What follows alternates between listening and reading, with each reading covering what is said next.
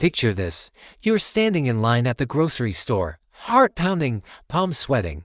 Suddenly you feel a lump in your throat. Your breathing starts to feel shallow and quick. You tell yourself, it's just a few more steps, but as you inch closer to the front of the line, your legs begin to shake. You try to calm down, but each step takes all your strength. According to Dr. Mark's extensive research, fear is a natural human response, an ancient defense mechanism that keeps us alert and safe from harm.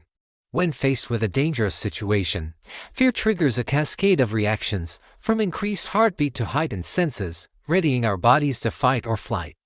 What if a storm suddenly strikes? What if someone gets hurt? Your mind races, conjuring worst-case scenarios that overshadow the joy of the moment. Or picture yourself at a party eager to socialize, but then intrusive thoughts take over. What if people judge me? What if I say something stupid? These thoughts amplify your anxiety.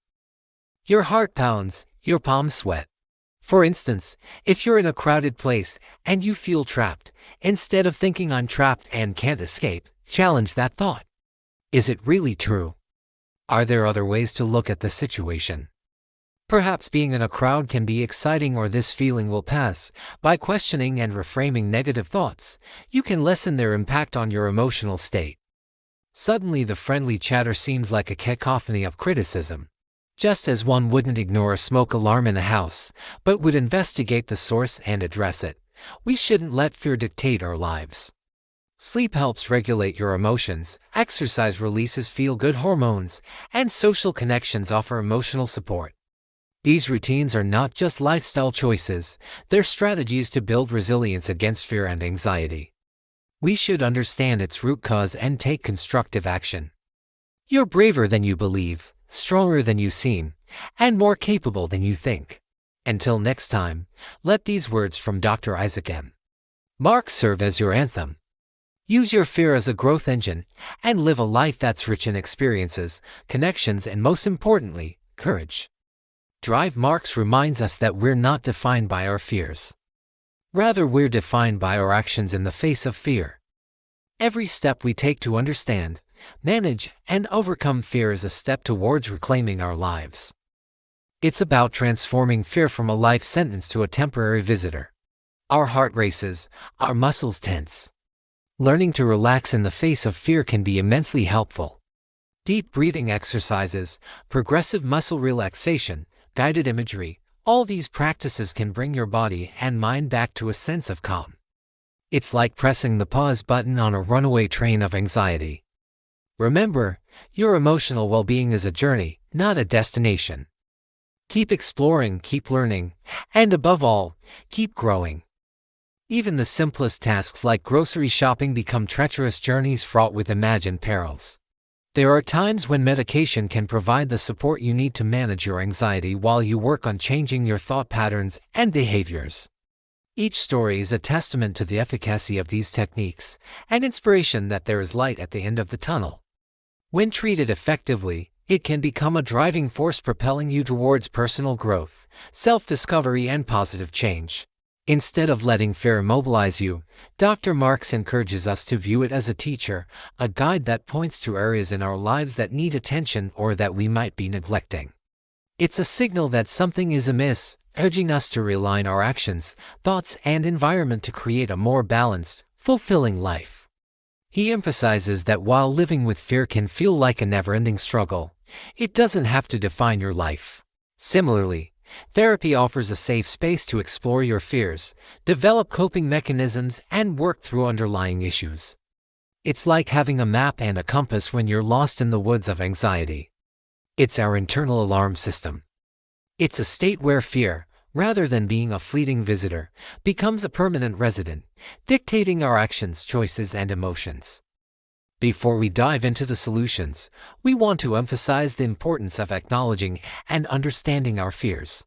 Living with fear can be incredibly challenging, but you don't have to face it alone. Reach out to a mental health professional who can provide support and guidance tailored to your needs. This feeling is unbearable. All you want to do is escape, run away from whatever's making you feel this way. But what if there's no escape? First, he recommends a technique known as gradual exposure therapy. Imagine you're afraid of dogs. Instead of avoiding all dogs, you could start by looking at pictures of dogs, then watching videos of dogs from a distance, then maybe visiting a friend's dog, always maintaining a safe distance. Over time, as your fear diminishes, you can gradually move closer. This slow and steady approach helps you confront your fear in a controlled manner, gradually reducing its power over you. What if this feeling overwhelms you every time you leave your home, every time you speak to a new person, or even when you're alone? Living with such intensity can be draining and isolating. It can make everyday tasks feel like climbing Everest. And that's precisely what we'll be discussing today. Welcome back to our channel, where your emotional well-being is our top priority. Today, we're diving into the best ways to cope with crippling fear and anxiety. We'll draw from the wisdom of a renowned psychiatrist, Dr. Isaac M. Marks, whose groundbreaking work continues to guide millions in managing their anxiety. These are the instances of irrational fear. Our limbic system, the brain's emotional center, gets hijacked by anxiety, distorting our perception of reality.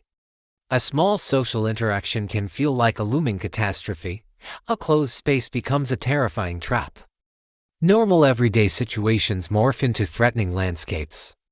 His book, Living with Fear, is a beacon for those struggling with phobias, panic, obsessions, and anxiety disorders. Now let's get into it. Why are we afraid? However, sometimes this alarm system malfunctions.